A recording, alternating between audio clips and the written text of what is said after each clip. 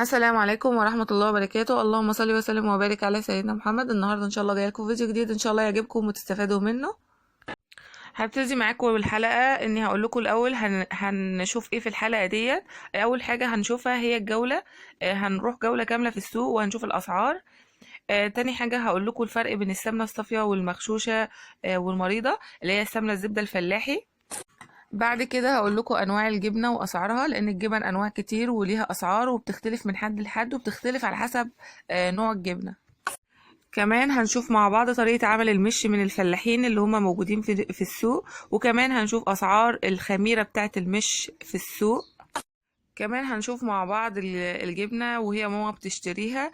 كمان الجبنه في السوق ميزتها ان انت بتدوقي الجبنه قبل ما بتشتريها، لان زي ما انتم عارفين الجبنه بتختلف، الناس هما اللي بيبقوا عاملينها، فساعات ممكن تبقى حادقه، ممكن تبقى عدبه، ممكن تبقى زعطه، ممكن يعني تشوفي اللي ما شفتهوش، ممكن تبقى الجبنه بخيرها، ممكن تبقى وحشه جدا. يعني الجبنه بتبقى ليها طعم على حسب الست اللي بتعملها، زي الطبخ كده بالظبط. اتمنى ان الفيديو لو عجبك تعمل لنا لايك للفيديو، ولو انت لسه جديده تشتركي في القناه وتفعلي زر الجرس عشان يوصلك كل جديد. اليومين دول موسم التخزين، يعني اللي عاوزه تخزن زبده، اللي عايزه تجيب جبنه، اللي عايزه تخزن لبن عشان خاطر شهر رمضان، لان زي ما انتم عارفين الشتاء الخير فيه بيبقى كتير من بدايه شهر 5 اللي هو وبدايه شهر رمضان. كل ما الصيف يبدا يدخل كل ما يكون اللبن قليل، وكمان منتجاته قليله زي السمنه والجبنه والحاجات دي، وبتبقى اسعارها اغلى. وكمان على دخول رمضان بتبقى الجبنه غاليه، وينفع تجيبي الجبنه وتخزنيها في الفريزر مش هيجرى لها اي حاجه. وكمان ينفع تخزني الزبدة، وكمان ينفع تخزني اللبن عشان شهر رمضان. دلوقتي هبدأ معاكي هقولك ايه الفرق بين السمنة الزبدة الصافية والمغشوشة والمريضة. بس الأول هقولكوا أنواع الزبدة الفلاحي، ففي منها نوعين: النوع البقري والنوع الجاموسي. السمنة الجاموسي بيكون لونها أبيض، والسمنة البقري بيكون لونها أصفر. على حسب درجة اللون بتعرفي إذا كانت السمنة ديت صافية ولا هي مغشوشة.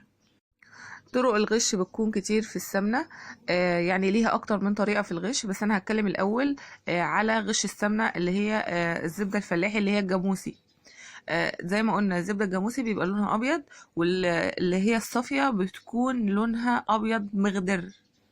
يعني لو لقيتها لونها ابيض فاتح قوي، او لونها ابيض لان هما ساعات بيزودوا للزبده الجاموسي قوالب سمنه، قوالب اللي هي السمنه المارجرين او مش عارفه بيقولوا عليها ايه، بتبقى ارخص فبيزودوها للسمنه اللي هي الجاموسي اللي لونها ابيض. بالنسبه بقى للغش في السمنه البقري، السمنة البقري بيكون لونها أصفر، وده بيميز السمنة البقري عن الجاموسي، إن السمنة البقري بيبقى لونها مصفر شوية. على حسب اللون بتاعها برضو بنعرف إذا كانت مغشوشة ولا إذا كانت مريضة. إذا كانت صفرة قوي يعني ولونها أصفر غامق، ده بيعني إن البقرة اللي كانت بتحلب اللبن دي مريضة. لو اذا كانت بقى لونها اصفر فاتح قوي، معنى كده ان هما برضو غشينها بسمن نوع تاني لونه ابيض هو اللي كان مفتح اللون. كمان هي لونها اصفر كده معقول. انا مش هقدر اقول لكم اكتر من كده، وما عنديش خبره اصلا فيها، الكلام ده كله ماما هي اللي قايلهولي. كمان هي اللي بتشتري لنا على طول السمنه وكده والجبنه برضو. كمان هقول لكم بقى عن انواع الجبن. في السوق 3 أنواع جبنة أساسيين. أول جبنة اللي هي الجبنة القريش، ودي جبنة منزوع منها القشطة. تاني نوع الجبنة الرايبة، أو في ناس بتقول عليها جبنة قربة. الجبنة الرايبة أو القربة ديت برضو جميلة جدا. تالت نوع الجبنة اللي هي القريش بس اللي بخيرها، بيقولوا عليها جبنة بخيرها عشان خاطر مش شايلين منها القشطة، ومعمولة بخيرها، وكل نوع وليه سعره. يلا بينا بقى مع بعض نروح السوق ونشوف الاسعار. اتمنى الفيديو يعجبكم، ما تنسوش تعملوا لنا لايك للفيديو وتشتركوا في القناه وتفعلوا لنا زر الجرس عشان يوصل لكم كل جديد. يلا بينا. هات الكفه بقى، هات الكفه يلا هات الكفه يا سامي خدها وشوف نظامتها والنعمه تسمع ما حط على حاله دوق وحتى خذوا وكملها اصلا ما تلاقيش كميه. انا معايا حليبه اهي حليب وهي شوفي حل اهي ب 17 وحاجه وحده النعمه بخير اللي انت عايزاه يعني. ولا بقول لك اشتريها والله انا بقول لك اهو بصي هما 8 حتت هم اضربهم كلمه واحده وشنطتهم جديده هدوهم في الشنطه يا بنتي والله زي ما بقول لك قولي زي ما انت عايزه. انت بتشتري كل اسبوع عارفه الحته بكذا عجبنا اقول لك خدوا عجبني اقول لك افتح الله بيني وبينك ربنا بس اقول لك افتح الله وخلاص وزين الجبنه انت عايزاها حليب يلا. بابا 90 ده موسم ال 90 طب والبار بقالي 70 المدرسة داخلة عايزه ايه يا مدام بالك كتير كنت فين؟ انا قلت بقى بتوزني 17 ده من غير ملح خالص. مش بتاعتي والله، واحدة مديها لي عايزاها فين؟ ما جبتش نفسك كمان دي اول مره تقديم ما بتحطيش سلطة النهار. حتى بايه؟ ايه شو بكام السوق يعني؟ عايزه انت سألي انت سألي لا ما سالتش لسه نازل. 2 جنيه ها؟ ب 2 جنيه نورنا يا عسل. الكلمه اللي فيها البيع والشراء كام؟ نعم الكلمه اللي فيها البيع والشراء هي اللي في 24 على الصوره ها؟ باب 15 يا حاج عايزة 15 أنا عايزة باب. انا بسال كنت بايب كام اخد كام يعني؟ أنا باب 15 يا حاج. ولو على المشي يا بلدي طب انا لو انا هعمل جبنه من اول حاجه يعني اعملها ازاي؟ مشطة يا حاج. يعني اخد ايه مش يعني مش يا خالة على قد تعجبي كم كيلو جبنة؟ مثلا 5 كيلو مثلا ماشي برطمانين 2 يعني برطمانين 2 واحط لهم ايه بقى قد ايه يعني مصر شطة من رقباوي يا حاج النعنع. قلبوه لهم خلاص ما فيش مصي ولا فيش لبن رايب ولا أنا حاجه. عايزة لبن رايب، تحط له لبن رايب وشطة. انا عايزه اعمل مش من اول وجديد تاخدي ده بقى وتحطيه يعني اخد البرطمانين وتاخدي مص وشرش بتاع مص ولبن رايب وشطه وتقلبي ده على بعض وتغليه. يعني احط قد المش مصي ولبن رايب قد المش شطه بالعباء وشطه حمراء واغليه واسيبه يبرد وبعد كده ايه؟ وبعدين ترص الجبنه وبعدين تسقيه. امال في ناس اللي يحط عسل الاسمر لو عندك طحينه حمرا طحينه حمراء. ليه يا اختي 25 ليه؟ ليه؟ الازازه بالظبط 25 امال عايزاها بيه وهي صعبه هو قالك لسه قولي يا عسل انا لو انا هعمل جبنه من اول وجديد طب ما تقولي انا عايزه اعرف انا هعملها ازاي الاول بعدين اخد المش. عندك ايه عشان تركبي انا عايزه هعمل مثلا في جردل مثلا ما تجيبي لي كيلو بتعمل ده من ده البلاستيك ده. طيب اعمله ازاي بقى؟ احط قد ايه مش على قد ايه مصي على قد ايه ميه ايه مصي ولا لبن رايب؟ لبن لبن رايب حليب لبن حليب على قد ايه مش على الازازه دي على ازازه واحده مش. لو انا هحط 5 كيلو جبنه مثلا زودي بلبن بقى او شويه شيرش شرش على ازازه يعني احط قد المش شرش واحط ايه تاني وتغليه بس مفيش شطه بقى مفيش هاتي شطه عايزه عسل اسمر. الناس بيقولوا حطي عسل اسمر ما اعرفش بصراحه ما اعرفش الشطه وناس تقول لي حطي طحينه حمراء. ايه الطحينه الحمراء ما اعرفش بحط طحينه حمراء عليه يبقى حلو. ما اعرفش انت النظام ده.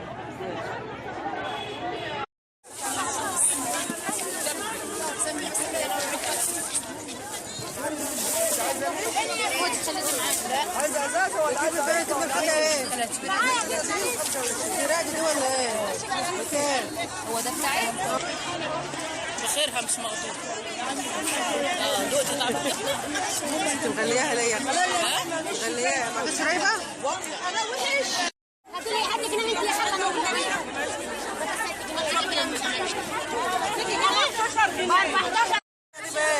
تعالي انت عايزه خديه ما حدش هيصدق 25 على كام 15 15 في الدنيا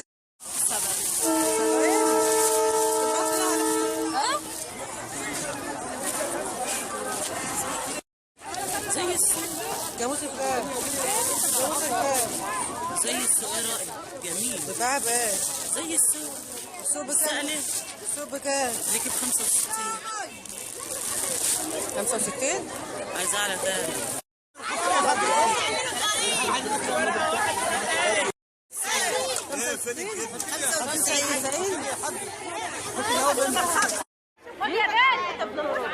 ب2 جنيه وربع.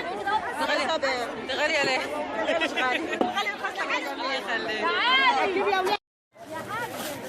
ها؟ نغليها لك حداوي. خليها دي العاوي. 7 ده بقر ده ولا ايه؟ بقى مالك جاموس بكام؟ الجاموس ب10. انا بقول لك هو جاموسي بقى بس انت ساعات. كيلو ونص ب10. هو انت عاملاها كيلو ونص؟ لا هوزين لك يا حبيبتي. عايزه كيلو ونص توزين. عاوزه كيلو وزين. معكيش جاموس يعني؟ لا معايا بقى جميل تقيل خالص طبعا. ماشي انا كنت عايزه جاموس. ما تاخد. ايه بقى؟ ايوه يابا. باع بايه؟ ما رحت حتى ب2 ونص. طيب ما انا بقول لك 2 ونص؟ مغليها ليه كده؟ لا يا حبيبتي مغليها ليه؟ ها؟ مغليها ليه؟ كده غاليه؟ عايزاها بقى. ايه ده؟ حتى ب2 ونص يا حبيبتي. كل جابتها ب2 ونص. بكام؟ 70 يا قمر. انت ربطها ليه؟ خايفه لا تجري؟ فك بس بايديكم. دي بقى شنطه. بسم الله. سلك الله. طبعا بيباع بكام؟ 70 يوم. نخليها ليه كده؟ عايزه قد ايه بس؟ كل ب 70. عايزة معاكي قد ولا ايه؟ ايه؟ معاكي بقى جبنه رايبه؟ لا ما ريحتك من الرايبه ما سمنه بارد عايزه بارد زي السوق ليكي سهله وعارفه. انا لسه داخله عليك اهو. يعني ما سالتيش؟ لا. عسله. بكام؟ بمره سميتي غمه ليه كده؟ ما هي باري صافي.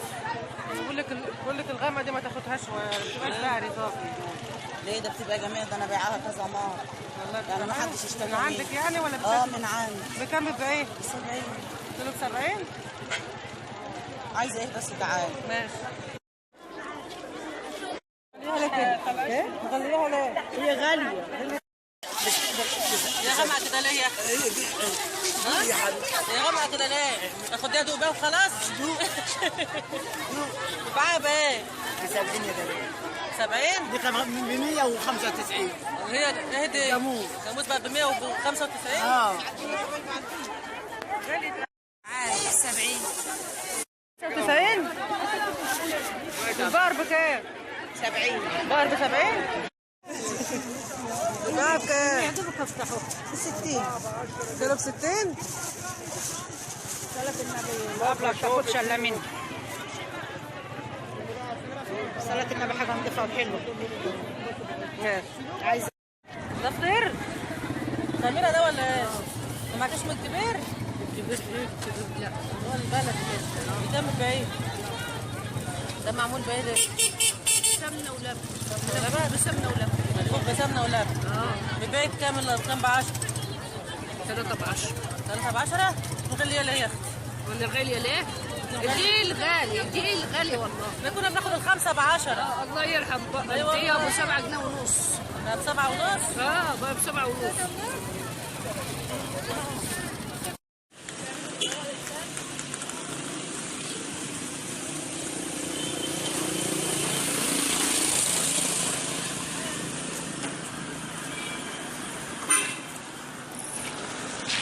انا غير كام يا بنت؟ جنيه؟ طب يلا. دلوقتي بقى اقول لكم باختصار اسعار الجبن والزبده والسمنه واللبن وكل حاجه باختصار شديد عشان يعني تبقى حاجه كده مبسطه كده في الاخر. وكمان هقول لكم على رايي في الاسعار وفي الزبده وكمان هقول لكم لما تيجي تخزني الجبنه بتاعه المش بتكون جبنه قريش عشان خاطر وتبقى ناشفه عشان خاطر لما احطها في المش ما تتهريش وتدوب لان كمان انتوا زي ما انتوا عارفين ان الجبنه القريش بتتوزن بالكيلو، فممكن تكون مليانه في الجبنه القريش مليانه شرش، فدي ما تنفعش ان هي تنجاب. هي بتبقى مخصوصه بيبقوا مجهزينها بتبقى ناشفه وبتبقى بنفس السعر. فدلوقتي هقول لكم اول حاجه الجبنه الحادقه. الجبنه الحادقه كان الكيلو فيها جاهزه ب30 جنيه. الجبنه اللي انتم شايفينها قدامكم دي جبنه بخيرها، والكيلو فيها ب20 جنيه بخيرها. يعني مش منزوع منها القشطه، معموله لبن من غير، مش منزوع منه اي حاجه. طبعا دي برطمانات الماش. البرطمان الواحد البرطمان ب15 جنيه، وفي ازايز ب25 جنيه. طبعا لو تعرفي حد يجيب لك المش يكون افضل، عشان اللي بيغشوا زي كل حاجه فيها غش يا جماعه، حتى المش بيغشوه. كمان هقول لكم على ان انت ازاي تعملي المش في البيت. طبعا الفلاحين كل واحده ليها راي، كل واحده بتعملها بطريقه. انا ليا برضو طريقه في عمل المش، ودورت كتير وسالت كتير ولفيت كتير لحد ما عرفت الطريقه بالتفصيل. ان شاء الله اعمل لكم فيديو عنها مفصل، ازاي تعرفي تعملي مش يكون جميل وطعمه حلو جدا ويعيش معاكي من غير ما يسوس ولا يجرى حاجه ولا يدوب. فدلوقتي بقى موسم ان انت تجيبي الجبنه زي ما قلت لك في الاول بتبقى جبنه قطع، اللي هي بتبقى ناشفه ما فيهاش ميه كتير، بتبقى جاهزه. انما ما تروحيش تشتري الجبنه اللي هي بتبقى طريه، بيبقوا سايبين فيها نسبه من الشرش، ما بتبقاش متصفيه قوي من الشرش اللي فيها. الشرش يعني الشرش او المصي هي نفس المعنى. يعني المصي في ناس بتقول على الشرش مصي، وفي ناس بتقول عليه مية الجبنة، يعني زي ما تقولي اللي هي المهم ان هي في الاخر المية اللي بتطلع من الجبنة دي بيسموها شرش، وفي ناس بتسميها مصي، هي نفس المعنى. الازايز زي ما قلنا الازازة الواحدة ب25. لما تيجي تجيب المش تختاريه يكون تقيل. طبعا في ناس بتجيب يعني كمية قليلة خالص من المش وبتقله وبتحط عليه الجبنة الرايبة، اللي هي الجبنه اللي هي زي ما قلت لكم اللي هي الجبنه القربه. دي بتقلي بقى المش، اللي عايز عنده مش خفيف وعايز يتقله بيجيبوا الجبنه ديت وبيهرسوها جامد وبيحطوها، ممكن تحطي على المش عشان يتقل لبن رايب، بيبقى حلو جدا برضو للمش.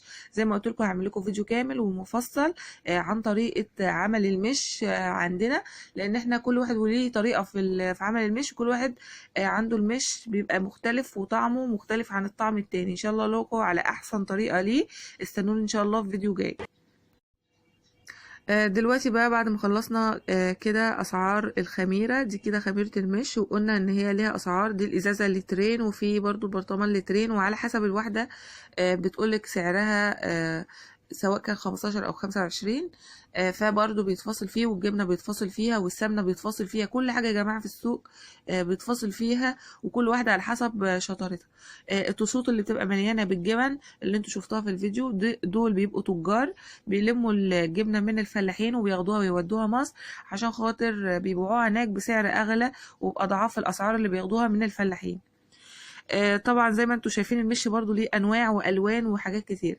الجبنه اللي ماما بدوها ديت لما سالت لقيتها الكيلو ب30 جنيه. كمان هكلمكم بقى على اسعار الجبنه اللي هي الرقد. جبنه الرقد دي جبنه بخيرها، وزي ما قلت لكم قبل كده سعرها 20 جنيه، وليها 3 اسعار في السوق. الجبنه الرقد دي سعرها 20 جنيه، لو هي زعطه ولا فيها اي حاجه بتقلل شويه بتبقى ب18. دي جبنه رايبه زي ما انتم شايفين، والجبنه الرايبه او الجبنه القربه بتتباع بالقطعه. الحته الواحده ب2 جنيه عند ناس، وناس تانية ب2 جنيه وربع، وناس تالتة ب2 جنيه ونص، وممكن تديها لك كمان ب2 جنيه الا ربع لو انت بتفصلي. فعلى حسب هي بتقول لك السعر وانت بتفاصلي معاها. ودي برضو زي ما انتم شايفين اهيت جبنه رايبه او جبنه قربه زي ما الناس بتقول. طبعا الجبنه الرايبه ديت بيستخدموها في ايه؟ دي بتستخدميها بتسحري بيها عادي في السحور، وبينفع تتخزن في الفريزر، بس هي ما بتبقاش جامده، بتبقى طريه شويه. طعمها جميل جدا جدا، طعمها رائع. انا بحب الجبنه دي جدا، بس طبعا ممكن واحده تكرهك في كل الجبنه، لان زي ما قلت لكم ان اللي بتعمل الجبنه دي زي اللي بتطبخ بالظبط. ممكن تعملها حلوه، ممكن تعملها وحشه، حادقه، زعطه، ممكن تسيبها بخيرها وتلاقي فيها حتت زبده كمان. انا مره جبت جبنه من الرايبه دي لقيت فيها قطع زبده، لان في ناس ما بتنزعش منها الخير كامل. يعني استخدامات الجبنه الرايبه حلوه جدا. برضو الجبنه الرايبه دي ما ينفعش ان هي تتحط في قلب المش، زي ما قلت لكم عشان تتحط في المش لازم تتحمص في الفرن الاول، وبيبقى ليها طعم مختلف تاني عن الجبنه القريش اللي بتتحط في المش. كمان الجبنة القريش اللي انتوا شايفينها ديت اسعارها بتختلف. الجبنة القريش او بيسموها الجبنة الرقد بيبقى سعرها من 17 ل 18 ل 20 على حسب هي سايبة فيها نسبة قشطة ولا لا. بعد كده بقى هتكلم معاكم على الزبدة. الزبدة طبعا زي ما قلت لكم الزبدة البقري والزبدة الجاموسي. فهقول لكم الزبدة الجاموسي الاول. الزبدة الجاموسي سعرها 90 بتبتدي من 90 ل 95 ل 100 على حسب اللي بتبيعها وعلى حسب هي واثقة في حاجتها قد ايه، والسمنة بتاعتها طعمها حلو وبتدوقيها برضو. كمان الزبدة البقري اللي هي بيبقى لونها اصفر بتبتدي من 60 ل 65 ل 70 على حسب برضو اللي بتبيعها وعلى حسب هي واثقة في حاجتها ولا لا. وكمان بتدوقيها السمنه برضو بتدوقيها زي الجبنه بالظبط، عشان لو كانت طعمها مش حلو او حاجه تبقي عارفه، او بايظه او ضايفه عليها سمنه تانية بيبقى باينه برضو، بيبقى باين في الطعم او مغشوشه او كده. اللبن انا ما اتكلمتش على اللبن. اللبن اسعاره في السوق البقري ب7 جنيه والجاموسي ب10 جنيه. بس الافضل ليكي ان انت لو عارفه واحده واثقه فيها تجيبي منها افضل، لان اللبن ده بيتغش زيه زي الجبنه زي السمنه زي اي حاجه بتتغش في الدنيا. بكده اكون خلصت الفيديو. اتمنى ان انا اكون ما نسيتش حاجه اتكلم عنها، بس لو انتوا محتاجين حاجه معينه اكتبوا لي في التعليقات، وانا ان شاء الله اعمل لكم فيديوهات عن كل الحاجات اللي انتوا عايزينها، والاسئله والاستفسارات ان شاء الله ارد عليها. بس كده خلصنا. اتمنى ان الفيديو يعجبكم. ما تنسوش تعملوا لنا لايك للفيديو وسبسكرايب للقناه وتفعلي زر الجرس عشان يوصلك كل جديد. ما تنسيش اهم حاجه اللايك عشان تشجعينا. السلام عليكم.